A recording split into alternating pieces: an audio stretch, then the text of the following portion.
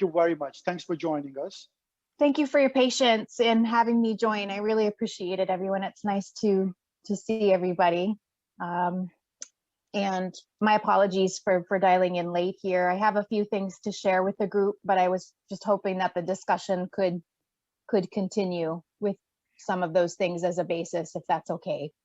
No, that'll be fine. I thought maybe you got stuck with Sean in Dallas, where there's a power outage for the last couple of weeks. No, those are poor friends in Texas have really had it rough recently. So I'm glad to see Sean's smiling face there. I know. Good to see you. Thank you so much for being here. As I was just telling the team that, you have been gracious since the day one that we put this conference together, and every year you help us out. So we appreciate your time and your effort that you have put for us. And thank you so much. And you have the floor.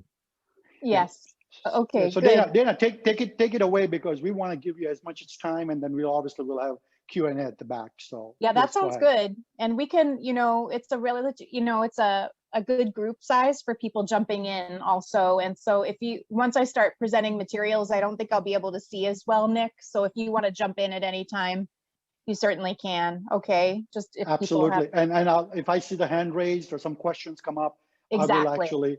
we'll interact and make this much more interactive. Okay. Exactly. That sounds good. So let me go ahead and get these materials sorted here. So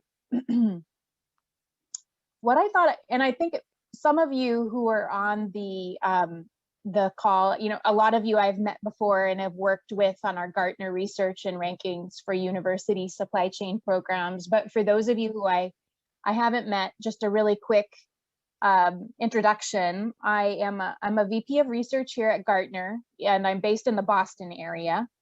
And I've been looking after our supply chain talent and people agenda for about the last 12 years, I suppose, would be safe to say, 11 or 12 years. And prior to that, because I've been with the group since 2001, I focused on sourcing and procurement and more partnering for capability building, I think would be the safe way to express that, versus the internal hiring and development of supply chain professionals and capabilities. So that's just a bit about me and how I managed to collide with the supply chain profession was from that angle. And what I thought I could share with the group today, and I hope I'm really excited to hear from you all too, is to share some of the latest talent trends from this past incredible year that we've all been living through, and what we're learning from clients. For example, most of our clients at Gartner are a lot of the people who are hiring from your programs. And I know that you've all really risen to the occasion along with supply chain professionals over this last year, as just the academic landscape has just fundamentally shifted. And I thought, after sharing some of those trends with you, I could update the group on some of how that might affect the next cycle of Gartner research on the university programs, and how it might affect our methodology and how we work with you all to cover all of the great programs that you have. And then I thought I could just give you a preview of some of the things that we're going to be doing later in the year, looking ahead to 2022, which I think already I've kind of written off 2021 in some ways. I hope that doesn't strike people as terribly cynical, but for a professional who's mostly been, I traveled a lot in the pre-COVID world, and I went to a lot of events. I don't know that we're really going to get back to that kind of stuff for a while. So that's what I had planned, Nick and team. Will that work for today? That'll be great, Dana. Okay, let's see if I can share via Zoom. It is not my native platform, but I think we've all learned to work with all of the platforms, haven't we? Okay. And it's coming up, and we can see your screen. Great. I just need to shut off some of the beeping in the background, so bear with me for a second.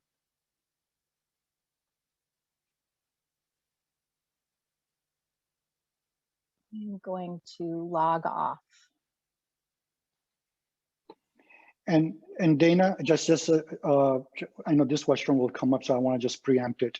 Yes. Will you be sharing the presentation so I can then, part of our deck that I'm going to be posting for everybody, we can share Yes. yours as well? Okay.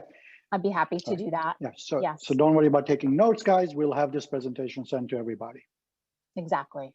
All right. So let me just close one last thing so I have control over all of my windows. I apologize.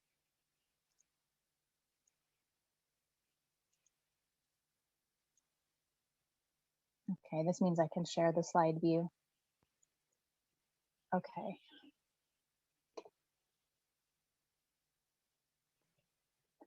All right. So let's jump in. I think what is becoming increasingly clear over the last year is that alongside the pandemic, there are a lot of other crises that companies and supply chain professionals and students and professors are facing at the moment. So it's not just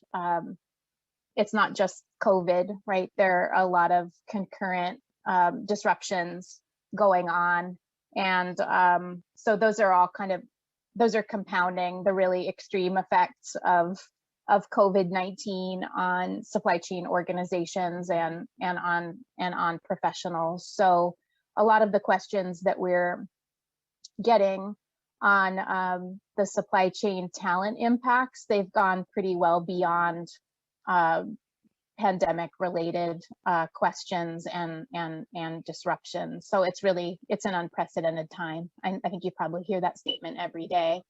I thought I'd share with you some of the things that we've been finding out from the Gartner supply chain community and learning from our clients over this past year as we've all learned how to navigate all of this. As you might expect, and I think I've seen some things that are from some of your programs over the past year. A lot of this is tracking how we've handled disruption, right? And we're seeing a big difference between supply chain organizations that had quite good risk management and resilience and agility strategies and technology infrastructure, even versus those who did not have that maturity and have that infrastructure prior to this year. So I wanted to show you that, you know, there's a pretty sizable percentage of supply chain employees who are leaders who would tell us that they were not particularly effective at identifying disruptive events during COVID and after, and a slightly lower number said they were not effective at the reacting part. So my colleagues in supply chain research here, many of whom are aligned with specific industry supply chains or functional areas of supply chain or technology areas of supply chain, have really been looking a lot at this agility, resilience, and risk management perspective, which I know a lot of you know this because you've been around for a while, that the pendulum on the relative value and enthusiasm on investing in risk management as a capability ebbs and flows, right, with these crises that we're encountering. So again, we're in a phase where resilience and risk management are once again very high on the list. It was interesting to note, even in the 2020 research cycle, when a lot of you filled out the RFIs, that there was already starting to surface in both the undergraduate and the graduate curricula more content or more coursework that was focused on risk management and resilience. So I'm expecting that we might see the reflection of that when we do our next research cycle. So I could already see the growth of that even prior to the pandemic and in some of your programs. This is not a university focused set of materials that I'm sharing with you. It's really typical of the presentations we give to supply chain organizations, but all I wanted to do was signal to you that a lot of clients are raising their hand on digitalization strategies for supply chain. So I'll show you the data in a minute, but what we saw was that the companies that were more mature from a technology perspective clearly benefited from that over the last year. And what we saw was a real and that supply chain organizations already had, or just a real strong uptick in interest in, I would say, digital and automation broadly. So this whole experience, all of these experiences that we're living through has increased this appetite for digitization and automation. And the data that I'm sharing with you here is it's very much top line data. It's the CEO survey that we do every year that we use as a feeder into our chief supply chain officer kind of work.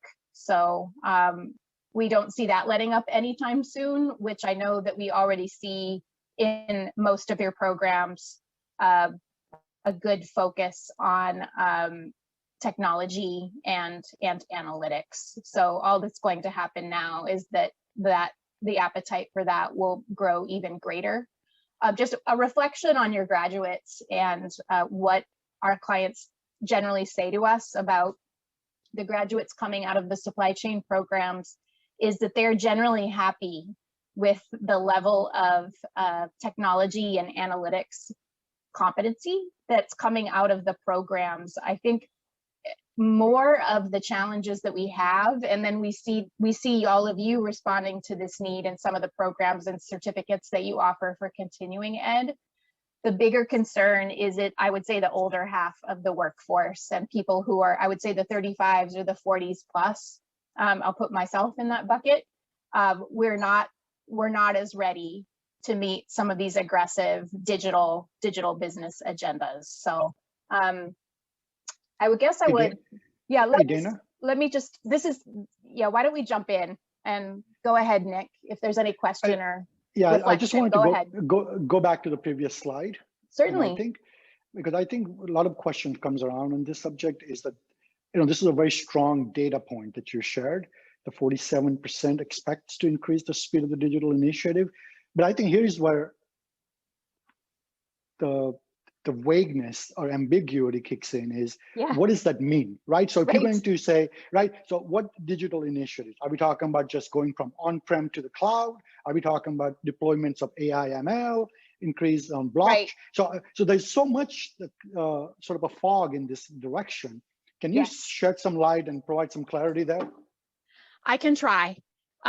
So that's the funny thing about digital. It's a funny thing about supply chain too. If you try to define it, it really depends on who you ask what it actually is. So Nick, that the digital initiatives would encompass what I would characterize as kind of classic enterprise IT programs that we've already been experiencing for decades, right? So even like an SAP upgrade for many clients would be defined as digital. So that's kind of that traditional technology agenda for companies would be one end. And then at the other end are the more advanced techniques and tools that you name. And we do have underlying detail on the array of those types of technologies and tools that supply chain organizations are investing in. It's called our annual user wants and needs study for supply chain, and I can share it with you. And what I would observe based on that data and also conversations with a lot of our supply chain clients is that it's still a relatively small number of supply chain organizations that are advanced enough or really doing a lot at scale with some of the more advanced techniques and tools. But when we get to what really is happening on the ground, I would say it tends to look much, it looks like, a WMS implementation or upgrade. It looks like, we're going to be helping everyone learn how to use Tableau or participate in our data lake, right? In more beginner types of ways. So it includes the full array, but it's still it's still at a greater clip, Nick, than we would have seen before. So there's kind of this sense of urgency because, again, the organizations that had a pretty good track record with technology have benefited enormously from that in the last year. So they said, you know what, like, let's keep going with that. However we're defining that. You know, there's a subset of supply chain organizations in Gartner land. We have an annual rankings program called the Top 25 for supply chain organizations, where we explore some of the more advanced and mature supply chain organizations and practices. So I would say if you look at that subset, and then there's some other supply chain organizations, I'm sure that all of you on the line, you know, work with some of them too. There are a subset that are doing some really advanced and amazing things. There are also providers that are doing really advanced and amazing things, but it's everyone has a slightly different definition. But at the end of the day, the profile for a supply chain professional is still it's under developmental duress, right?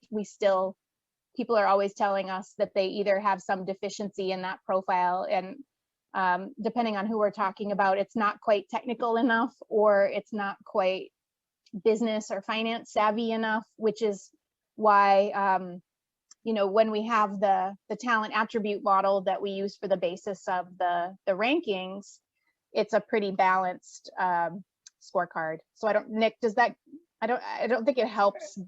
I don't know if that helps. You can tell me. No, it did. Actually, it basically shows that we still have a sort of a, you know, we're not at the inflection point in terms of the digital maturity, because we don't have an operational definition that really says that the industry across has a common understanding of what that means. Right.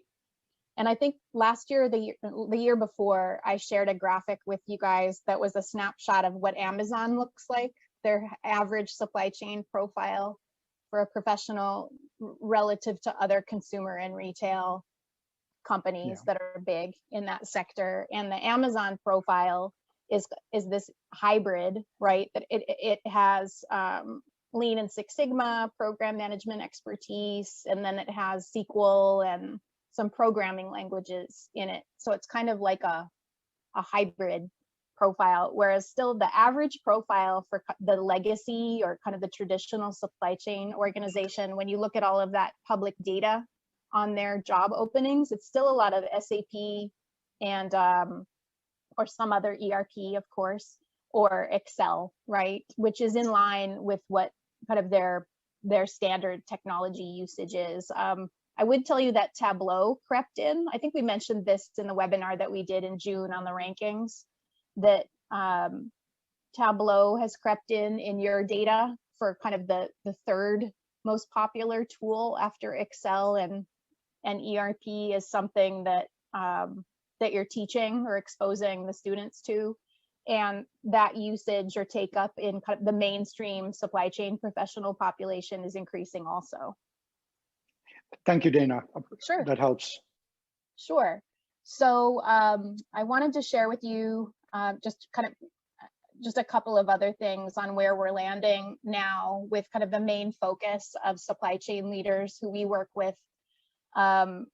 Of course, supply chain is in the spotlight like it's never been, right? Like if you had to explain to your neighbors or your kids or your grandkids like what you did, you probably don't have to do that anymore. Everyone understands supply chain really well, unfortunately, because of what's been going on. But it's really clear what supply chain's mission and remit is to support business and healthcare and public service responses. And then on the right side, this is where I've been spending a lot of time the last year, is because of just the huge shift to remote and distributed teams has been massive in a lot of these companies, where even if other parts of that company had moved to some kind of more flexible hybrid environment, it certainly wasn't true for supply chain cultures and teams. They still tended to even if they had nothing to do with the plant or the DC or transportation, right? You came to the office every day. We have plenty of clients who before this past year, I've talked to a lot of guys, still used to have their teams literally sitting outside of their door, right? Like some previous decade. But that still was definitely a prevalent model, and that's really changed almost overnight. And it's led to a really interesting finding when we survey supply chain professionals of all of the things that have affected supply chain over the past year. And when we asked people about what is going to be the biggest change that you're going to be navigating, and work of all of this very long list of impacts, the working from home one was a very big one.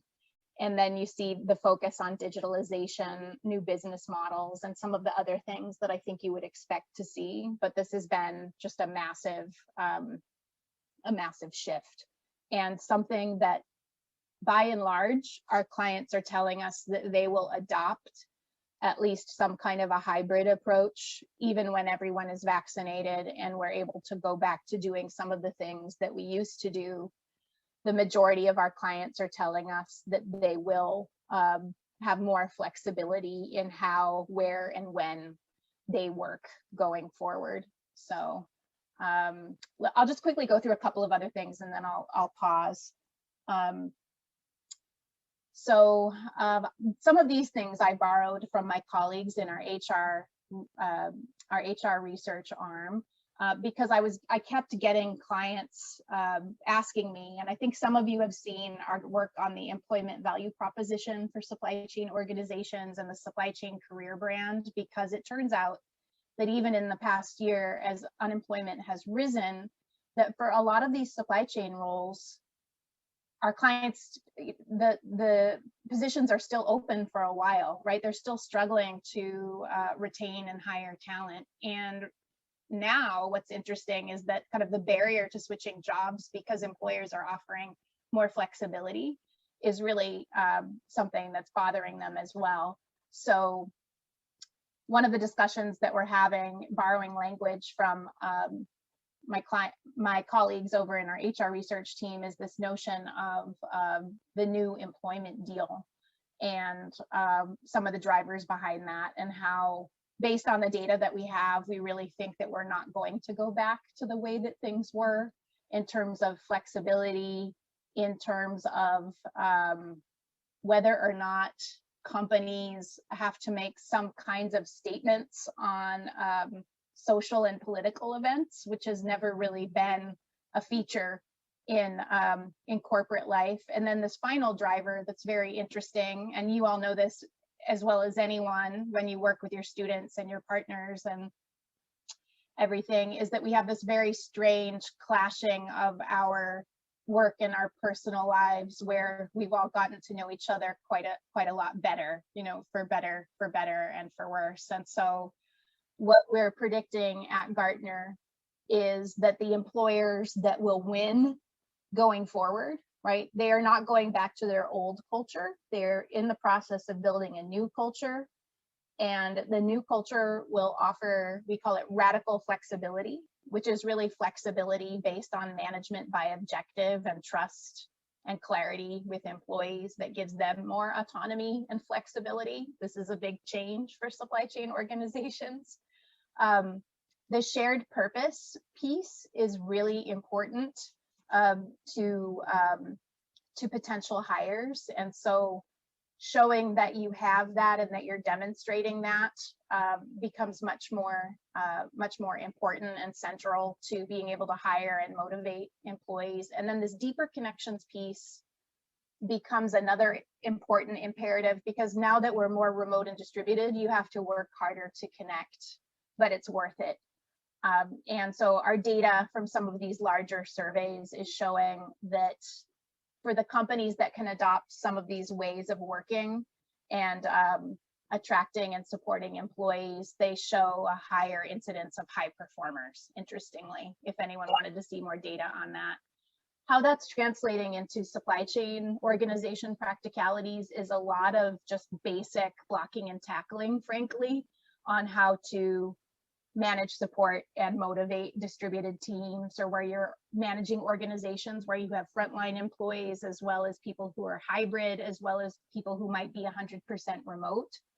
How do you lead and manage and motivate that organization? And then also, how do you not burn out? So I think there's been a big discussion up and down the pyramid on burning out, and how you have to protect yourself and protect your teams so they can be effective. People did superhuman things over the course of a lot of 2020, but that's not sustainable, right? And so now we're kind of entering these new phases where we're trying to figure out what is the new purpose and burning platform to get better performance and engagement out of people. So those are some of that's just a really quick tour, everyone, of some of the things that we're looking at in our supply chain research over this past year for the people agenda specifically, right? Because I'm only a tiny part of Gartner's supply chain research. So any comments or questions from anybody?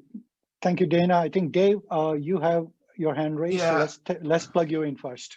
Yeah. So Dana, what is Gartner doing? One of the things, let me back up and preamble it.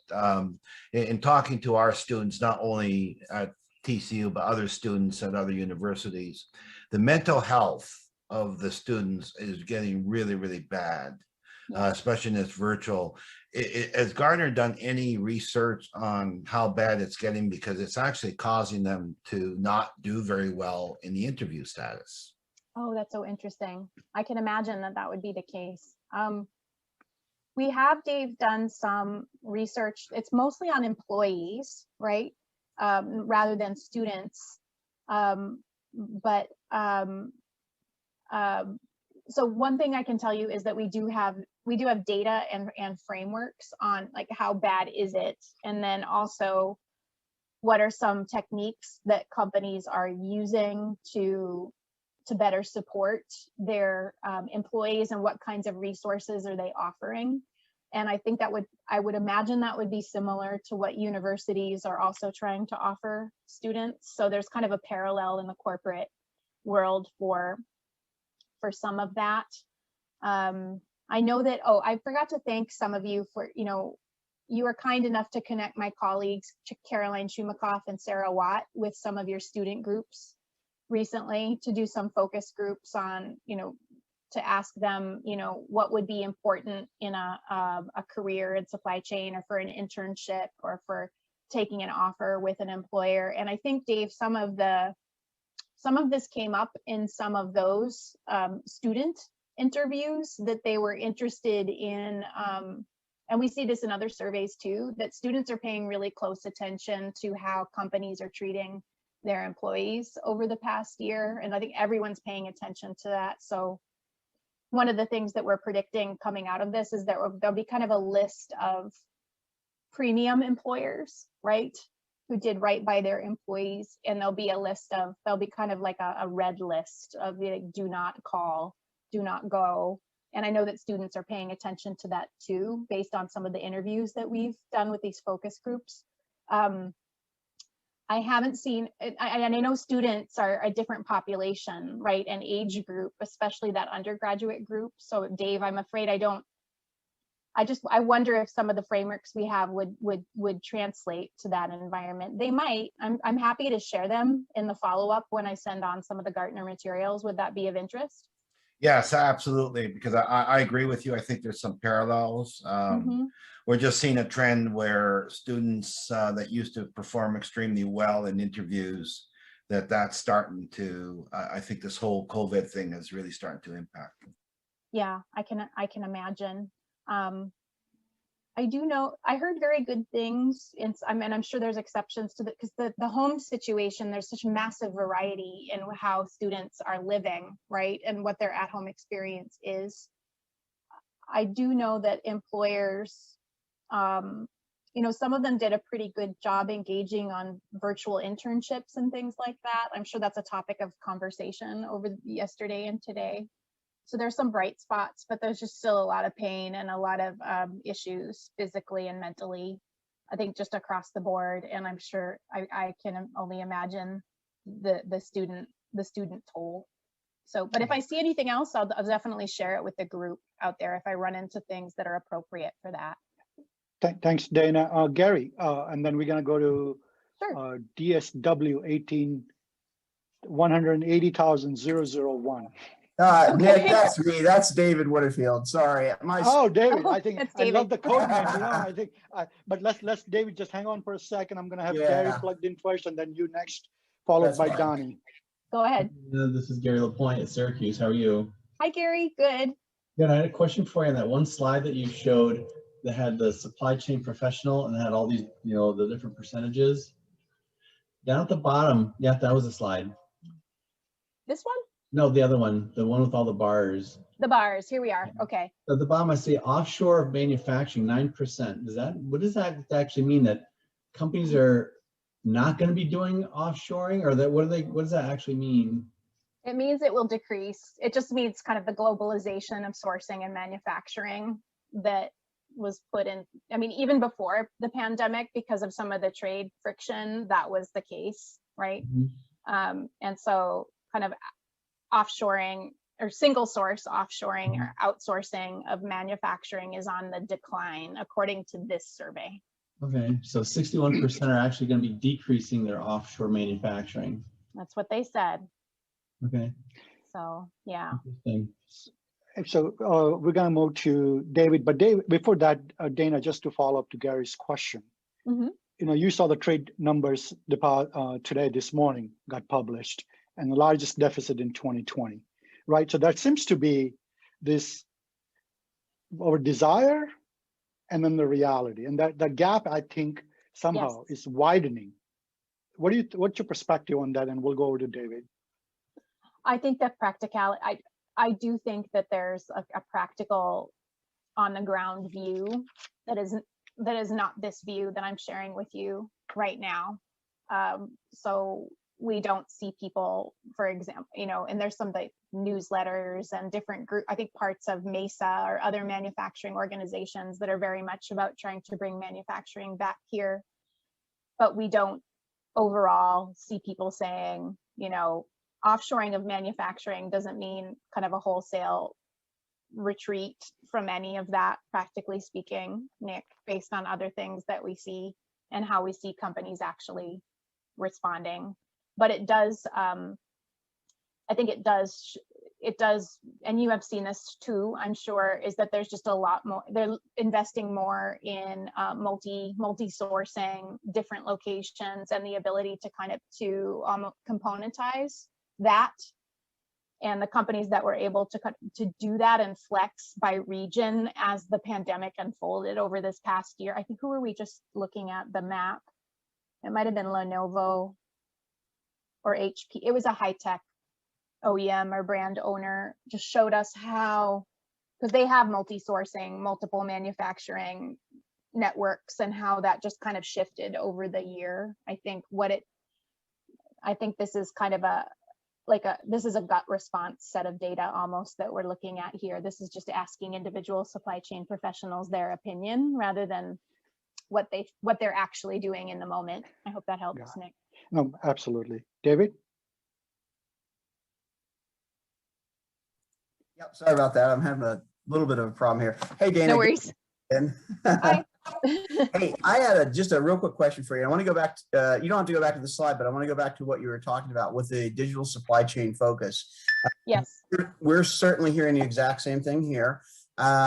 What's been interesting is there's been a number of different initiatives that are being deployed in the supply chain to digitize it. What I'm curious is, what besides on the analytical front are you guys hearing from those senior leaders in the supply chain or in the organizations are some of their top initiatives? I'm just curious about that. Sure. So a couple that come to my radar fastest, just because I'm mostly working with these broad people and skills questions. So the ones that have registered for me, there's a few that are kind of rising to the top. And again, I'll provide some other views via like a research note or two that I'll send back with all of this material. One is this is not very exciting for you or your students, but kind of attention to ERP infrastructure and making sure that that is solid and helps them to scale. So I don't think we'd never go back to the kind of the religion of single instance. It doesn't really seem realistic or possible, but like making sure that that infrastructure is in place and those standards are in place is really important. And that probably goes for the data and analytics infrastructure too. So the information management piece of that, information engineering piece. And then so that's one, not the sexy part, obviously, but really important for scale and reliability. And then the broad heading of analytics, which kind of gives rise to the initial question that Nick asked, like, what does that mean? It means everything. It could mean Excel skills. It could mean anything, but under that analytics and data literacy as the skills piece of that, that's a really big push and area of investment.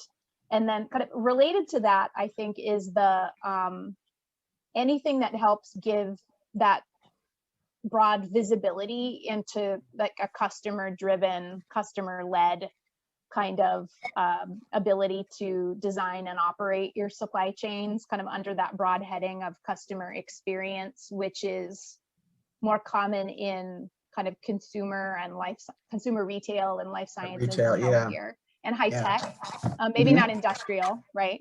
But those are some of the big areas. And then we also have some of this leading edge technology stuff that we publish, right? Like what are the edge technologies? Edge is a thing, actually, so I should be careful what I say. But there's a list of that we track over time, so that like 5 years ago, blockchain would have been on that list. Now blockchain has kind of been, if you think about the Gartner hype cycle of technology adoption, it's kind of further along that hype cycle. But those are, and again, I don't get involved in the super cool stuff, unfortunately. I just, mostly when it kind of hits the real world is when I'm getting involved. So I hope that's helpful. I can provide some more stuff in the follow-up package. Yeah, that was really helpful. But I know that we all get inundated with our industry partners who say you need to have a focus on digitization of the supply chain, but we kind of go about it in more general or generic terms. So I wondered what you were hearing on your side. And something that, and I'll shamelessly plug you guys. You guys have some great newsletters. That leading edge technology one. Great. That we can sign up for, and just so everybody knows, in the conference, I get quite a few of them from them, and they give some really good. I'm glad to hear it. I had to shamelessly do that, but that was it. Thank you. I'm not gonna fight you on that. That's really great to hear. I appreciate that, because sometimes we don't want to spam people. I'm glad that you find those useful, and we have a lot more in front of the firewall than we used to, which is nice for the schools, right? But where you can use some more of that content, for yourselves and potentially for your students, I would hope. Yeah. I give my students extra credit for signing up, so there you go. Oh, that's fantastic. I'll store that nugget away. Yeah. Thanks, David. Let's go to Donnie, and then we have Ehelio, Professor Young. After that. Hi, Dana. Thank you for taking the time with us today. Donnie Williams at University of Arkansas. Hey, Donnie. I wanted to ask you a question about the flexibility, the workforce flexibility stuff that you were looking at. I got in late. I was coming off one call and caught the tail end of that. But I was curious, if is this just looking at more of our office workers? Because there's been, some of the things we've been working with is this idea of flexibility for frontline employees, particularly through the pandemic and that type of thing. And how are you guys thinking in terms of flexibility? Is it how HR is giving them more options to do things, or you mentioned autonomous, where the employee had more autonomy in is that translating down to our frontline and blue collar as well, or what? In a different way. I think it's a really important question. And in Gartner research, we're really the only research practice that deals with frontline workers or hourly workforces at all. And frankly, we're not as strong in that area as we are for the salaried workforce and supply chain. But what I've seen, especially in the past year, even before that, when I look at hourly workforces in the DCs, in the plants, in stores, offering flexibility and autonomy over schedule and how they work has yielded really important benefits also. So this particular view that I'm showing you here, this radical flexibility was written mostly with knowledge workers, or the kind of those white collar supply chain workers in mind, who are either, they can be remote or they might be hybrid, have some closer affiliation with physical site supervision or working. But we have pulled in some views on hourly workers as well. It looks a little bit different, as you might expect. And there's also like a lot of I don't know, it's been a really interesting year talking to our clients about their hourly workforces. There are some that are really evolved and have really tried to do some really creative things that look like they were very supportive and very successful with those workforces. And then there are some that just, they really struggled, clearly. I mean, because some of those companies were in the headlines all year, right? But I think there are some, mostly they seem to be struggling, frankly, everyone, with just the idea that you have to pay people. So in all hourly workforce data that we have, that other people have, like before flexibility, they're kind of the pay is the thing, right? And then the schedule, right? And schedule and time off are the second most important things for hourly staff. So there's some other important considerations in there, but I think this idea of flexibility and shared purpose and deeper connections is for hourly as well as salaried workforce. The reason I ask that is we've got some partners here through our research center, and we've been talking about this over the last year. And the real struggle is, how do I protect my culture when even before the pandemic, you kind of had this tension between your kind of salaried white collar, but now I've got blue collar or hourly in the same building. And when the pandemic hits, I can send all my white collar to work from home, but my blue collar still have to show up on the front lines and execute every day. And yes. So this idea, and they have children that are, out of school and school from home. And so they're dealing with the same challenges, but obviously there seemed to be it was easier to send a white collar home than blue collar that couldn't.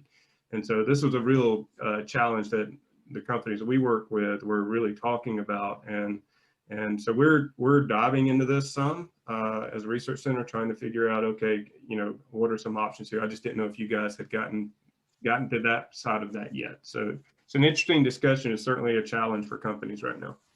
Yeah, we did a lot of interviews over last summer for manufacturing in particular, where we captured kind of all the perks and benefits and kind of things that people were doing, especially for those on-site critical workforces, and how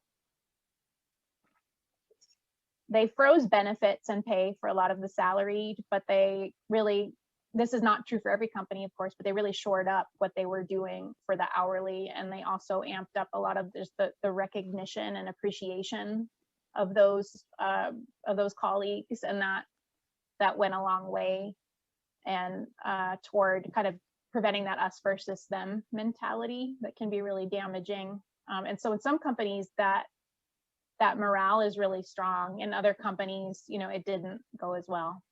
So thank you, appreciate it. Mm-hmm. Thanks, Donnie. Professor Yang, but let me, before you jump in, to follow up to Dave's question, have you seen Dana about the mental health issues in this surveys that you're doing? It's not just our students are dealing with it and the staff and the faculty, but this is a sort of a mental health has become sort of a pandemic underneath this COVID pandemic. Has that data sort of surfaced in your assessment? I think it's surfaced more in the Gartner data that I have for supply chain. It's not it's not quite there. It's more surfaced in different stories and anecdotes, talking to leaders all year long about, especially at the senior levels of leadership, that there are senior leaders that have done, this is why I have managing, supporting, and motivating yourself in that left side box, because I think leaders have done a really good job caring for their teams and protecting their teams and supporting them. And but one of the things that we see sometimes is that they're not really modeling that themselves. You know, they're not taking their PTO. They haven't structured their RACI matrices, right? So if you think about who's responsible, accountable, consulted, informed for any process or project that you're working on, there's not, you know, they haven't structured redundancy and how they support things so that people can actually take time and not feel like they're the only person responsible for things. So this, we do, so there are many stories about this, and there are people that that are barely holding it together by all accounts, who are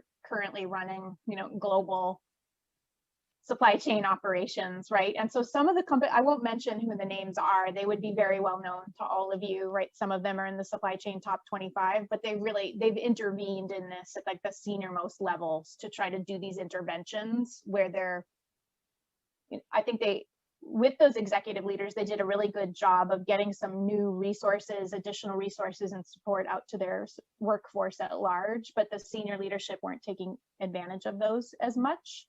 And so they have to model that also in order for the rest of the organization to take that seriously. And so a lot of this has been about like this additional competency being added to the leadership competency model, which is resilience and self-care, which is new, right? I've never seen, I don't know if any of you have seen that on a competency model for supply chain or for corporate environments, but it's essentially like just it's just as important as other leadership competencies as a point of failure, right, or a point of risk. So such a huge, does that help, Nick? Yeah, thank you for insight. Professor Yang. Go ahead, Professor Yang.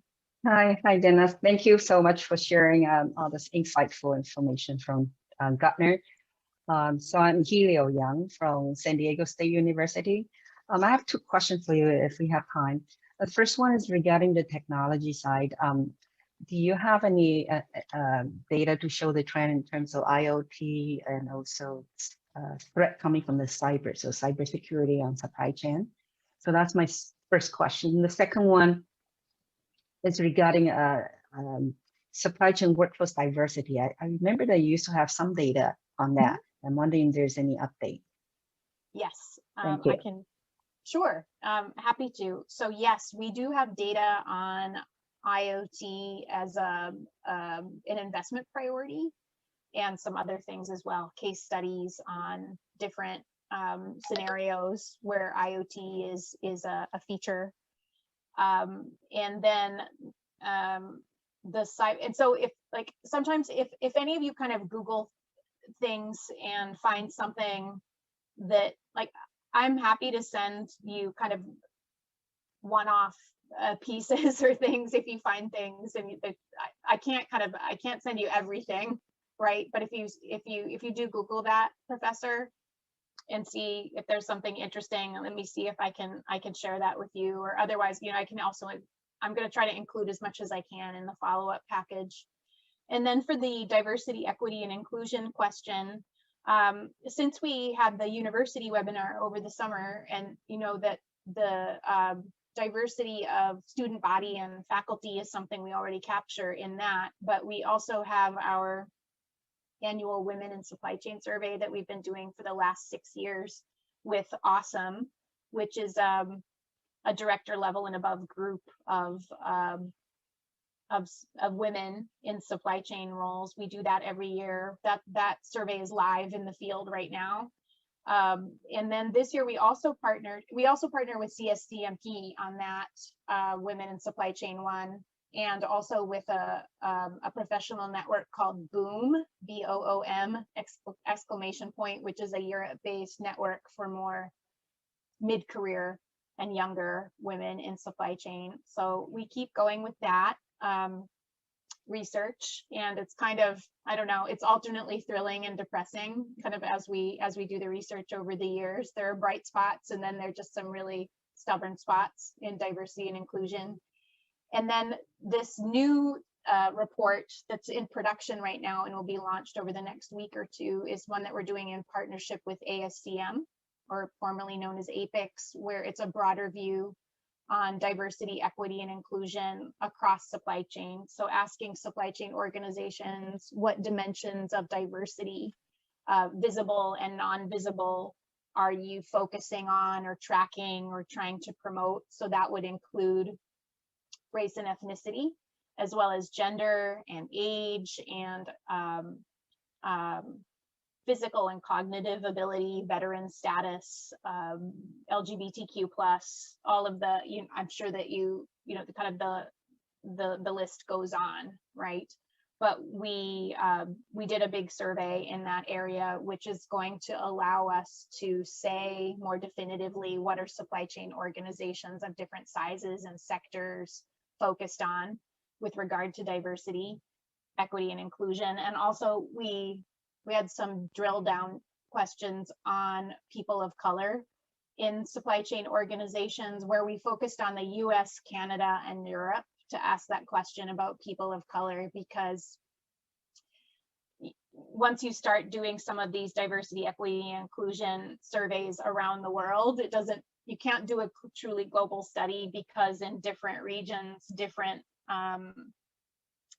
demographics are there, and different demographics are kind of the primary demographic. So, but we were able to capture some of that data for North America and Europe, and it's very interesting. I don't think it would surprise any of you when you do read it when it comes out that on average, what we uncovered that about 30% of the average supply chain organization is comprised of people of color.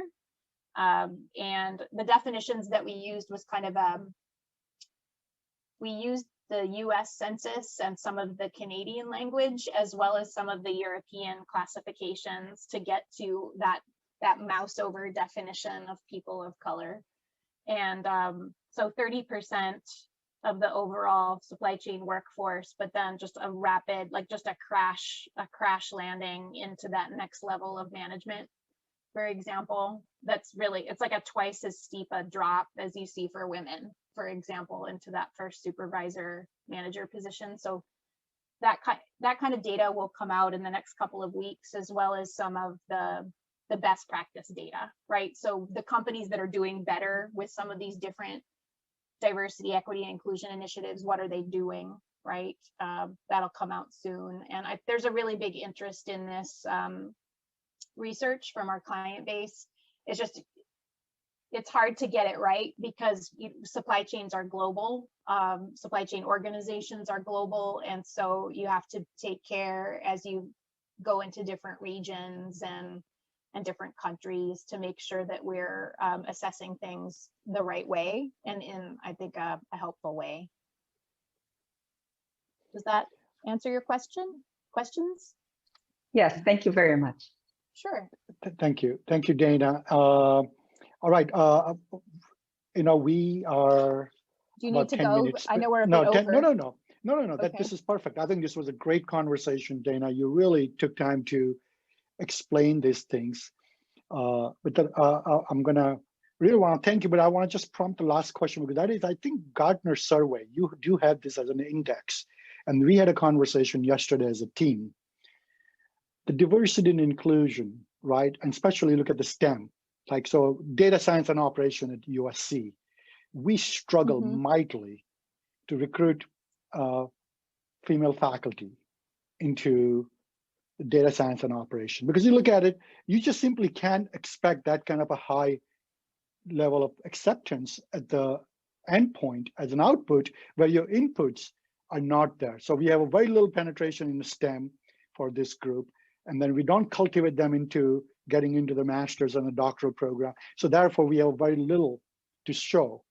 Has this been factored in, and how do we solve for this? Has Gartner really spoke to some breakthrough ways to address these issues at the ground zero level Hmm. rather than focusing on outcome at the output level. Right. It's interesting that that's such a challenge, because one thing that I've heard in the business world anyway is this increased emphasis on analytics, and not just the highly technical, the advanced predictive and prescriptive analytics, but some of kind of the less rarefied skill sets around analytics are so highly valued right now. And a lot of women are advancing really quickly in supply chain organizations. A lot of young women who have that background that they've gained in your programs are advancing rather quickly in ways that we haven't, or that's what our clients tell us, they haven't really seen before. There's a lot more variety in their pool. And when they start to consider kind of that advanced, that analytics capability, and even especially that ability to translate that capability into something real in terms of an improvement or a different way of working, there are a lot of younger women who are prominent in that work, interestingly. As far as the, it sounds like none of them are coming back to work for the universities, unfortunately. I don't really have a recommendation for for academia, for how that would work for that profile to come back in and be very successful in that very advanced data science realm, Nick. I don't really know, because I think that, the example that I just talked about in supply chain organizations, it's not a PhD profile that I'm talking about, right? It's usually like a bachelor's or a master's, like a good analytics expert, but not the rocket scientist, if you know what I mean. No, makes sense. Dana, okay, we have one more last questions from Karen. Karen, go ahead and shoot that, and then we will actually wrap up this session. Yeah, so Karen Donahue from University of Minnesota. So yeah, I didn't want to leave on a sad note about women, okay. I guess. So I wanted to just say that I think there are pockets where this has actually been kind of a success. So for instance, not to overplug my own department, but we have 40% of our faculty, tenured and tenure track faculty, are women. So it's not 50%, but I think 40% is pretty good. Our master's program is also 40% women. So I think I didn't want to just leave on that like, we don't have any women. Because you have the answers that the group needs, right? Because how was that done is something that maybe people can touch base with you on afterwards. That's brilliant. Exactly. Thank you for sharing that. Yep. Yeah, so I think, there are things that we've done to get to that, but I think there definitely is a way forward. So I just wanted to end on a more positive note. Thank you for popping in with that. I really appreciate that. And Nick, thank you so much. There's some other stuff in here that I will share with all of you, when I send this on to you. But I think you can there are going to be some impacts to the supply chain, to the rankings, for example, but they'll be pretty self-explanatory, I think, when people review these materials. If any of you do have any questions about what I send, then you can get in touch with me. Okay. Dana, as always, you are brilliant and incredibly articulate to share your points. We greatly appreciate, behalf of everyone here. Thank you once again. And next year's, by the way, we're going to be meeting in person. Sean is hosting it. I really hope so. I've about had it. Well, and Sean has promised that this will be the show of the decade. So he's going to really come out in all swinging. Okay.